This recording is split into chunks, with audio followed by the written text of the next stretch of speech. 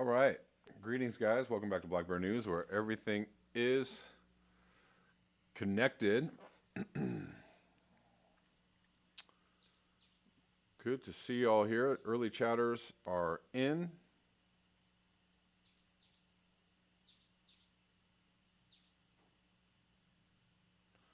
And welcome. So thanks for hanging out, guys, yesterday. Checking out the show with Roger Hallam. I thought it was really rather insightful. Oh, we are live on Rockfin. We've got a couple people watching on Rockfin. Please join us on Rockfin. Before I talk a little bit about the Roger Hallam interview, and kind of follow up with that, guys, so I'm just giving you the word right now. I don't know what's going to happen as far as what's going on with YouTube. Obviously, they demonetized a bunch of channels. And it's fairly big news this week. And so some channels have gone exclusively to Rockfin. Excuse me. I just lost the ability to control my mouth there for a second. We've gone exclusively to Rockfin. They have, not we. Nico House has done it. I think Kim Iverson has done it. So what I'm letting you know, and what I'm strongly urging you to do is sign up for an account on Rockfin. Come over and get used to watching me on Rockfin. Also, if you would please, if you want to monetarily support the show, endorse me on Rockfin and sign up for the $10 a month subscription to Rockfin. That could be the way that you support this channel, is do that. I would receive monetary benefits from that subscription that you pay. The reason why I am telling you all to do this is that I may be moving my live streams exclusively to Rockfin. The reason why is, one reason is that I might have to do it to preempt them demonetizing me or doing something to this channel. They haven't done that yet. I don't know if they will or not. I'm not sure. But the thing is if I'm already in the flow of doing my live streams on Rockfin, then no surprises. What I've been hearing from the podcasters who have been demonetized is that they got demonetized and YouTube took all their money that they made up, and they pay out once a month. So they demonetized them and just kept all the money that they had made. So that's another reason why I might go exclusively to Rockfin, is just to preempt YouTube demonetizing me and taking all the money that you guys have helped me earn. Do you understand? You understand what I'm saying? The other reason I might do it is just in solidarity. In solidarity with the people who've been demonetized, I think it might be a good way to drain support for YouTube, a bit of a protest against YouTube, and we can move to Rockfin and just let them know they're not necessary in our lives anymore. Poppy Davis, thank you for the super chat. Rockfin is the future. Raza says, great discussion. Kevin XLs with XR. Excels with XR, thank you. Thank you for the super chat, guys. Anyway, so I'm just, I'm just saying that it is very likely that we might have to move to Rockfin. And so I'm just, it's become more apparent that this is the way that YouTube is moving, right? This is the direction they're going. And we want to be in front of the curve and not behind the curve. That's all. So anyways, what's up to my Rockfinners? Kevin Shanholzer, Turkish BBN fan. I like that. Poppy Davis. Wow Mashi. Wow Mashi already moved to Rockfin. No point in riding a dead horse, indeed. Thank you, Poppy Davis. Great show with Hallam. Yes, it was a good show. I thought it was... just very quickly, I just really like Roger Hallam's style. What can I say? I like his take. I like his attitude, which is like... good. Move forward with the information at hand. Is everything that he's doing or saying, is it all perfect? No, you can. There's things you can disagree with. Uh, Stances that he takes that you could have questions about, and you can question. The other thing is you can question him on those stances, and he's like, "Well, this is what I think. I'm moving forward based on what I think, and if you want to think something different, all good." Like, it's a very, um, it's a very intellectually mature stance to take, and the same goes with his attitude towards what we're going to do in the face of climate change. You may disagree with him, you may think it's wrong, but he's like, we got to do something, and this is what I'm going to do. George Robeson says, "Can you do live from both?" I can't. I'm doing live from both right now. I'm doing live. I've been doing live on both Rockfin and YouTube for a good month or two. But I'm just saying I might just go exclusively to Rockfin just to get everybody used to the life without YouTube or life with Rockfin. That's all I'm saying. So I want to actually cover very quickly before we get into our the main thing of what we're doing. I wanted to cover this comment from Andy the Gardener, which I thought was really good. He said, "I'm conflicted on XR. They are a well-meaning bunch and good as normal humans go, but at best they are ignorant and irrational." I don't know if I'd go that far. "And at worst, entirely dishonest in believing they can combine two fundamentally conflicting aims. Saving all humans, which means saving industrial civilization, running in parallel to saving all non-human life." Okay, I actually would have to agree with that part of the statement. I don't agree that XR are ignorant. I just come on, maybe you think they're irrational. That's a personal statement, but I will agree that saving industrial civilization, possibly at the cost of the rest of the planet, and this is why I enjoyed the conversation with Roger, because I didn't know his stance. I didn't know what he thought the path forward should be. I was unawares as to what he personally thought this is what we must do, or this is the way it's going to go. I do agree with the fact that we're going to do something. His belief, and it's correct, is that we are going to do something, and it's going to be something extreme and outrageous, because we're going to realize we're about to all go away. When human civilization realizes we're all about to go away, all bets are off. Everything goes nuts. Everything goes haywire, unless you already have something in place, a plan of action, a course of action. So, his take is, we're going to do something. Why not do the best possible choice in the face of we're going to do something, instead of the worst possible choice? Basically, let's do something progressive and compassionate and inclusive, rather than something that's more along the lines of eco-fascism. I agree with that. I totally get that. I agree with that. Again, he thinks we're going to transform our society and maybe utilize geoengineering and all the best of, I guess we're going to say, green growth or renewable transformation. I don't necessarily agree with that. That's just a difference of opinion. It's not necessarily that he's a madman and a lunatic. It's just, that's how he sees the future going. I see that as kind of problematic. But the thing is that can be part of the discussion, is like, what's the best way forward? What's the way forward that causes the least amount of harm, and not just to humans, but right? Because if we destroy the rest of the planet trying to save ourselves, then it's the same result as what we're doing right now, right? And so I think that has to be discussed. Anyways, to go on with this comment from Andy,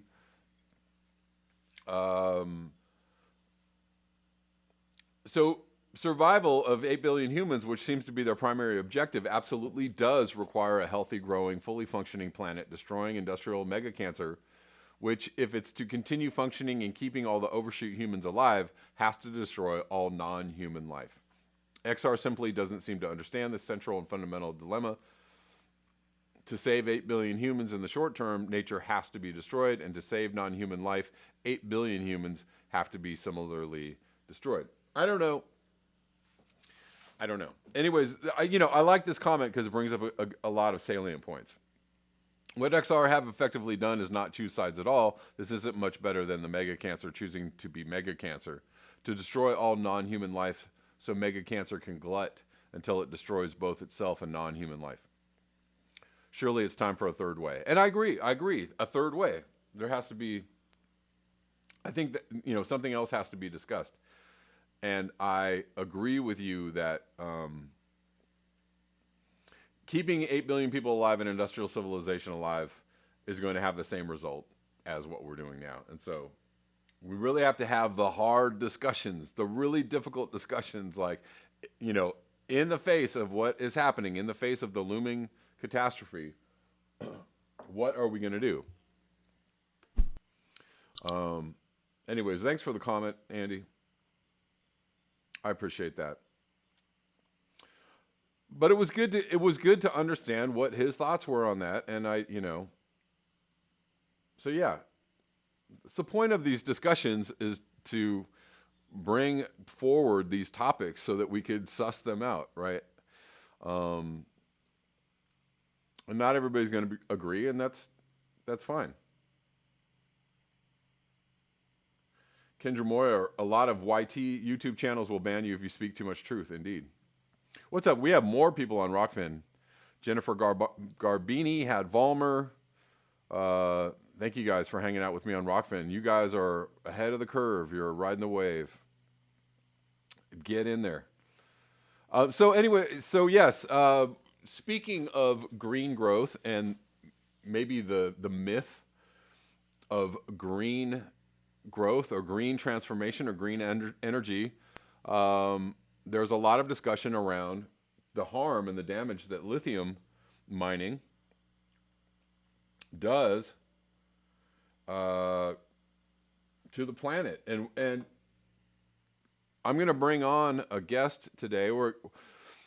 I'm going to start a new segment, guys. It's going to be called Voices from the Field. And so I'm going to have various people kind of call in and we're going to have discussions around certain issues. And so we have today with us Michael Campi, longtime friend of the show, and who wrote, has written the dispatches way past what the fuck that I used to read. The blog Way Past What the Fuck that Michael Campi was responsible for writing. So anyways, we have with us today Michael Campi, and we're going to talk a little bit about the Thacker Pass lithium mine protest. Michael, can you hear me? Can we hear you? Are you there? I can hear you. Can you hear me? Yes, sir. You're on. We can hear I'm you. on. You don't realize, I think, quite how dangerous it is to unmute me. We're going to ride with it. We're going to see what happens. So, Michael, thanks for coming on. So we had a conversation a couple weeks ago, and you were talking about going up to visit the Thacker Pass mine protest. So, can you just give people basically an overview about what's happening up there and what's going on? Okay, well, there's a proposed, and actually I think a lithium mine that is going to start construction in, I think, March of this year. And Max Wilbert, a longtime environmental activist, and Will Falk, I think he's a lawyer for the Rights of Nature group, are camped out up there. They have been for several weeks in the snow, in the cold. And they're putting their bodies in front of the proposed site of the mine. Excellent. Which it probably won't do any good, but they're doing it anyways. Right. I mean, it's unfortunate to have that. My reaction is like, I know how this is going to go, right? But yeah, mine too. Right. Because we've seen it. Yeah, so I mean, you are considering going up there and being part of the protest. Have you been up there yet to check out the site, or? I haven't. I'm waiting till March because a friend of mine's coming down from Bend, Oregon, and we're going to go out there together. Cool, got it. And Well, you Max is. go Oh, ahead. go ahead. You invited me to Oh, go I up was there just with going you. to. Yeah, I invited you to go. You invited me to go up Max. there with you, and I don't know. I don't know if I can just because of my personal life situation. Hmm. Um, but I would like at least to go up there. Maybe for um, maybe for just a little journalism trip. Just go up there for a day or two and come hang out Yeah. with y'all. I think I might be definitely interested in that. So Well, it'd be good fun, I think. sure, Depends on how upset the people get that want to put the lithium mine in. right, right. And do you know who is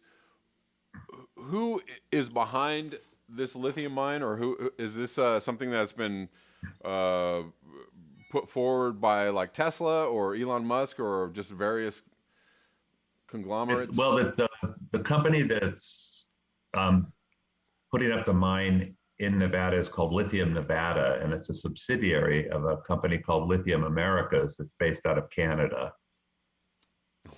Lithium America is based out of Canada. Yeah, go figure, right? Awesome. But the weird thing about lithium is it has a disturbing habit of showing up in deserts, Right, and it's an incredibly water intensive process to get it out of the ground. right, right. And it's extremely damaging. And Actually, let me I'm gonna very quickly uh I wanted to give this rundown while I've got you on real quick. Give me 1 second. Um, sorry, I don't have myself together. Oh, yes, I do have myself together. I got myself more together than I thought. Anyways, let's look at this. I thought I had this together and I didn't.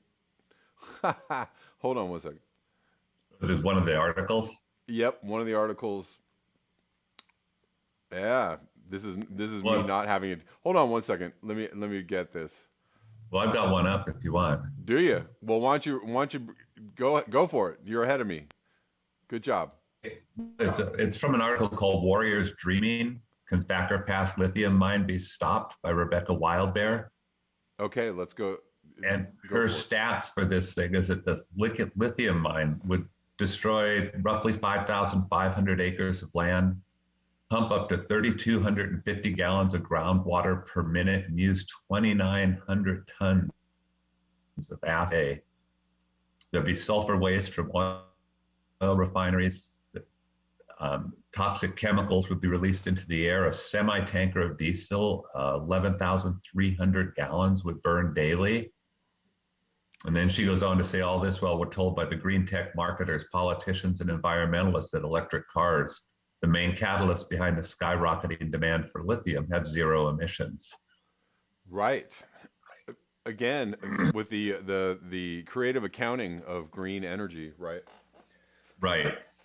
Yeah. We've got to stop burning these fossil fuels. Meanwhile, Let's burn fossil let's fuels. burn fossil fuels. Well, hold on, man. I want to read. Yeah, those are good stats, and I wanted to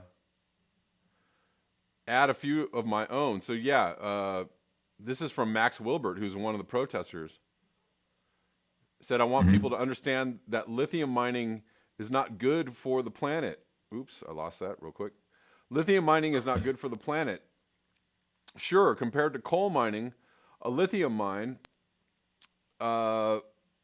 may ultimately result in less greenhouse gas emissions, but not by much. The proposed Lithium Americas mine at Thacker Pass would burn more than 10,000 gallons of diesel fuel every day. Every day. That's insane. So that's very green, right? We're going green. And this is I think this is just all part of the usurpation of language around, green energy and what it's just all this language about we've got to fight climate change and transform our economy and all that good stuff, right? Right. Well, it's the same. A friend of mine used to call people that wore their little straw hats and natural fiber clothes and drove their Priuses to Whole Foods failed hippies. Right. I mean, I guess we probably shouldn't degenerate into bashing these people too much, but it's an awful easy path to follow. Well, they're basically virtue signalers, right? Yeah. They're just like, I believe in good things and I am a good human, but without taking into consideration the amount of consumption that goes into their lifestyles. Yeah, Right. as long as you don't look behind the curtain. Right. Well, and there you go. What's behind curtain number one is usually a brick wall, right? Or a whole bunch of diesel fuel. Well, there's a book by Chris Hedges called Days of Destruction, Days of Revolt. Uh-huh. And he talks about he drove around the country with an artist and visited what he called sacrifice zones. Yes. And sacrifice zones are places where we can just destroy the environment and the people that live there with impunity. Also, we can go along pretending that we're doing good things. Right. Exactly. Exactly. Scott Andrews says maybe they will use clean diesel fuel. Right. Or I don't know. Who knows? Maybe they can make use of the coal-fired power plant in northern Arizona. Right. Exactly. But I mean, it's just a really weird thing. I mean, there's another thing from the Rebecca Wildbear article. There's one of the driest places on the planet. It's called the Salar de Atacama in Chile. Okay. And the lithium mining there consumes 65% of the water. Holy. And toxic chemicals utilized to extract lithium have poisoned the remaining water. The locals actually have to have water trucked in. Yeah. Sounds super green. Oh yeah, green to me. Yeah. Well, so, and this is all part of a bigger conversation that's really important to have. And, one that, I kind of had a little bit with Roger Hallam yesterday is that, like, what's the way forward? What is the path? What should the path look like? Well, I think that Roger was spot on when he said, you can sign all the internet petitions you want, but it's not going to do anything. And unfortunately, going out and putting yourself in the way of these things is not going to do anything either. But it's a lot more fun than signing internet petitions. Sure. Right. My view right now is that this is going to be fun until it's not. Right. Exactly. And it's all going to be very interesting and important until it's not, right? Because I think, protesting the government's response to climate change, or protesting a lithium mine, or protesting, whatever it might be, is going to be very important until civilization collapses on some levels, or starts to collapse, or people's lives start to, and I guess, to speak to what Guy McPherson said about, when things start collapsing, people are just going to go home to their families, and that's true of protesters as well, right? They're, people are, we are privileged right now enough to be able to have the time, the energy, and the space to protest, and do these things. And that's a weird thing about the level of privilege that we have. I mean, I don't have a bunch of stuff. I've got a studio apartment in Paso Robles, but I still have a level of privilege. I can go down the street to the store, the coffee shop, go to the library. Right. And if I was given to that sort of thought, I could just ignore everything that was going on. Oh, absolutely. Because it hasn't immediately affected my life. Yeah. Yeah, and I was reading something a friend of mine posted on Instagram that I really liked. It was a very beautiful sentiment. It was kind of like, let's stop fighting and let's just, make peace with each other and let's just like live. It was kind of like, kind of a sentiment that I think a lot of people share, which is like, let's lay down our differences with each other and just like, and just live very peacefully and stop creating all the war, or, whatever. It's kind of an older, kind of a hippie-ish idea, right? About just taking yourself out of society on some level, just creating your own, wonderful space in your own life, which I want to do that. I would like to do that, right? But it's there's an encroachment, right? Go ahead. Well, it's a good idea. I mean, I talked to a friend of mine once, and he was depressed about everything that was going on. And I told him, well, just go home and create a Ken-friendly environment. Right. Or create a Kevin-friendly environment, and just, do what you can while you can, and then die with dignity. Right. And I mean, yeah, and you can do that.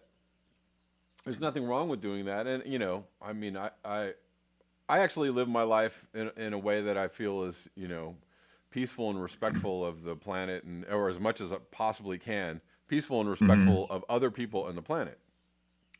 I try to do that, every single day. The only time when I feel like I'm at odds with other people or entities is when I'm speaking out against, what's going on. Right? When I'm actually raising my voice, I feel like I'm in a pitched battle, and it's if I would just shut up, everything would be nice and peaceful. Everything would be fine. I don't see what the problem is. If you just shut up about all the problems, there are no problems. And and on some levels that's true, right? If you just stop picking fights with people, then you stop being so aggressive and stop fighting. But I think there are, Yeah, I find myself to be at odds with other people anytime I leave the house. Wow. What's wrong with you, man? Get it together. I don't know, some sort of misanthropic son of a bitch, I guess. Right. But I think, but I think it's worthwhile to bring certain things to light and bring certain, issues to light and attitudes to light and kind of, you gotta do what you can. You gotta speak truth where you can, because soon, and this is already ongoing. Soon, people are not going to be able to speak the truth without winding up in a re-education camp, Right, which is perilously close to happening right now. I mean, my God, there the Congress people in the there are people in Congress testifying to their trauma and their okay, so fine, trauma is real. Trauma is totally real, but they're saying if you negate my experiences of the day, or if you negate the things that I'm saying are true for me, then you're supporting abuse. Right. What? No, we're just not supporting your version of the story. So I mean, trauma. Yeah, sure. Trauma aside, I'm sure your trauma is real for you. The question is, what's the real story, right? People are questioning that, and that's the thing is that when you question the real story, you're supporting abuse, or you might be exhibiting hate speech or whatever. So you know what I'm saying? Well, everybody has to have their own little pet traumas, right? I don't know what they feed them, but it's just how to care and feeding of trauma. Right. You've got to keep it in a nice, comfortable place at all times. Yeah, a warm bed, right? Plenty of food, right? But yeah, man. I mean, so getting back to the subject of protesting lithium mines, and protesting railways in London, it's an interesting. I mean, so there's an interesting juxtaposition there that Roger Hallam is supporting the people protesting these railways, But this railway actually could be seen as green technology, right? This is a Right. it's a high speed train. It would essentially or theoretically take a lot of fossil fuel burning cars off the road. Hmm. But that high speed train is going to destroy a lot of nature and use a lot of fossil fuels to build, right? Well, that's what's the weird thing about, like, something even as apparently innocuous as public transportation. Right. If you're piling a bunch of people into a bus and moving them from one place to another, why? I mean, why don't those people just stay where they are and do what they can where they're at rather than go somewhere else and do it? Stay your ass at home. I know you're right. Right. Or why do it's more, human centric or anthropocentric. Mhm. Um, I knew this guy I think he lived in northern Arizona, and he had a little secret spot on his website. He was a fitness professional, pretty highly regarded guy. And way down in the corner, he had a off the grid tab on his website. okay. And he would have friends over to his house, and those friends would come over and they'd be driving Priuses and gas friendly vehicles. And he had a huge old international Travelall or something Yes. like that, those big old trucks. Right. And his friends would always come over there and abuse him about having that truck. Okay. And he asked this guy once, well, how much gas did you put in your car last month? And the guy said, well, probably I use about $50 a month in gas. And he goes, yeah, well, that's really good. I haven't used $50 in gas in 3 months. Okay. He takes his car, his Travelall, he goes down to the grocery store once a month, piles the car full of groceries, and goes back to his house. That's it. Right. Right. So theoretically, his big Travelall was more efficient and less damaging to the environment than the Priuses that his friends were driving. Makes sense. And on top of that goes also to the idea that using an older car, just using an older car until it dies, is much more is much less damaging to the planet than buying a new efficient car every 5 years. You're right, because Right. the amount of energy it takes to make that car, to build that whole car, is huge. And then there are fossil fuels involved, and then now there's lithium involved in making the batteries. So Lithium, the laundry list of other battery ingredients like cobalt, right, and there's something called neodymium and right, dysprosium and coltan and copper. yes.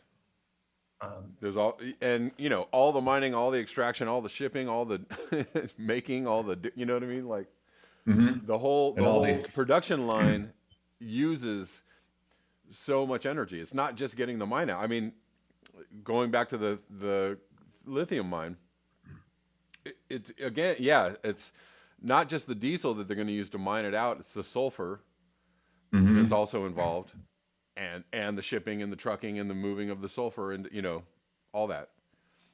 And that's not even, that's just one little part of the process. You got to ship the lithium, you got to make the batteries, you got to and then ship the batteries, and then put the batteries in the and that for every part of the car that's going on. Every single part of the car, something like that is happening. So there's an immense amount of energy being used to make every single part of this car, right? I guess the cobalt mining is done by children, right? like 10-year-old kids that are digging this stuff out of the ground by hand.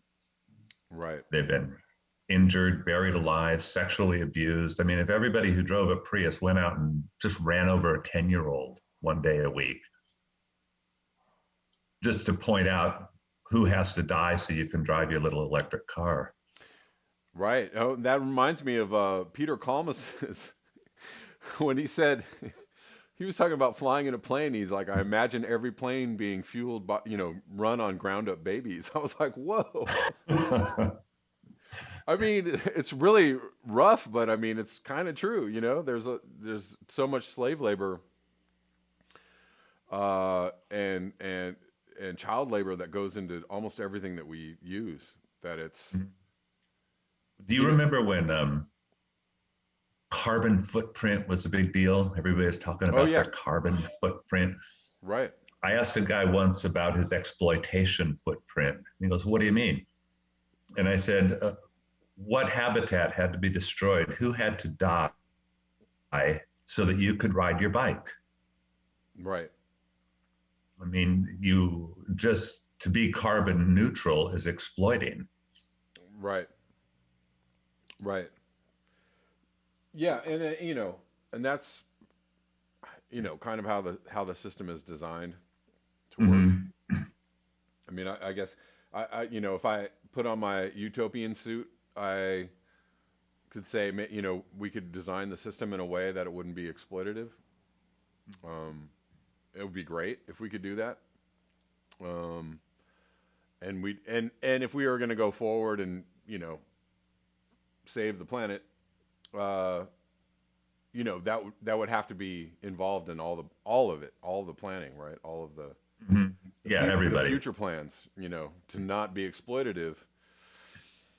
Well, I went to a protest in San Francisco once. It was protesting, I think it was the Iraq War. Yeah. And all these people walking around with their signs, "No blood for oil," and there was this little kid. He was, I don't know, maybe 10, 11 years old. He walked up to somebody who had a "No blood for oil" poster. Right. And he said, "Did you drive here?" And Right. the person said, "Yeah." And the kid just shook his head and walked away. Yeah. Right. Oh yeah. I mean, I brought up that point when Dakota Access was going on, and people were up there protesting, and I put a post on Facebook that got so much backlash. I mean, people were just, I was like, if it don't, people are kind of doing it all wrong. My post was basically, instead of everybody driving and flying and going to this place, you could do a lot more damage. If you got half the city of Houston to stop driving their cars, and, right. And you said, this is a protest against the pipeline, you would damage the oil industry way more by doing that than by everybody driving and flying and going to Dakota Access Pipeline and having this pitched battle against the police, right? Right. Because it's half the city of Houston driving those cars that necessitates that fucking pipeline being there, right? So if you could organize people in a way that you took, 3 million, 5 million, 10 million cars off the road in a very short, period of time, and said, all right, this is how this is going to go. The oil industry would get the message like super quick, like, okay. Yeah. You could really take it down, and that's why that's why I like Lord Hugh left a comment on the video yesterday about doing a Wall Street bets kind of takedown of the system, and he proposed something like that. But, if you could organize somebody around something more substantial than again, the Thacker, the lithium mine protest is necessary, and it needs to happen, but probably won't happen. But if you could organize some kind of boycott and have enough profile around it, and say like, lithium, these electric cars are not good for the environment, and this is what this mine is part of making these electric cars. This whole push to that would go a lot farther than people going to not to downplay Will Falk and Max Wilbert's protest movement. I think it's valid, and I think it's worthwhile. But that probably will do. You could do a lot more by raising, trying to get an organized push to raise awareness around the destructive capacities of lithium mining and or electric car driving. Well, in one of my many failed attempts to start a movement, I was going to try and start a group of people that would basically the T-shirt, if you had a T-shirt version, would be "Stop buying their shit." Yes. There you go. As soon as people, they did that with, I think, the farm workers strike, right? The great boycott. Yeah. Oh yeah, and that it worked. Right, and that's what boycotts are very effective. They're just not. Hmm. We just don't have the organization around boycotts, and that boycotts were a big part. That's what a strike is. A strike is basically a boycott as well. Hmm. But boycotts were a very big part of shaping the labor movement, decades ago, Hmm. and for affecting, boycotts were a big part of the civil rights protests, a huge part of the civil rights protests, and we just, we just don't organize that well these days. It's hard to get those things going, but when they get going, they're very effective. They're very effective. Yeah. Yeah, I think that's one of the big issues I have with Facebook, because I think I've told you the story before, when they have the near-term human extinction people put up a map where all the other people were, so you could go visit them. Yeah, And there was, lost you a little bit there. You still there, Michael? Uh-oh. Have we lost Michael Campi?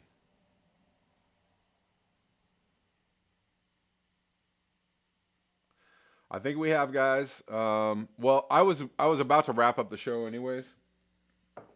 So, Mike, thanks for coming on and talking to us about the Thacker Pass lithium mine protest and other things.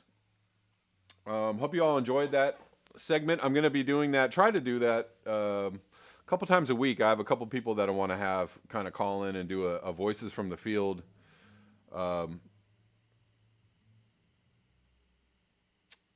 But thank you guys for hanging out with me today. I am going to do a neorealism live stream in a couple minutes at noon. So thank you all for hanging out with me on Rockfin. Thank you for the Rockfin. I think I got a Rockfin tip here from Poppy Davis. Hold on.